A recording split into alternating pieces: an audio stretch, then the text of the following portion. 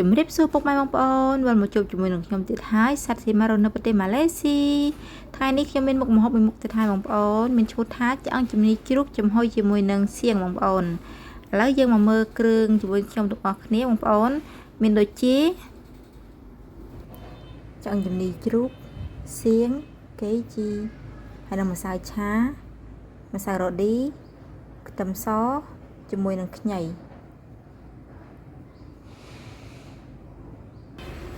ឥឡូវយើងច្របល់ចូលគ្នាបងប្អូនច្របល់ចូលគ្នាឲ្យសព្វមកហើយទុកកន្លះម៉ោងអីចឹងទៅបើយើងគ្មានពេលបើមិនជាមានពេលយើងអាចទុកតែព្រឹកទាល់ល្ងាចចឹងបានហើយវាកាន់តែចូលជាតិចឹងបងប្អូនឥឡូវច្របល់រួចរាល់ហើយយើងទុករយៈពេល30នាទីសិនចាំយ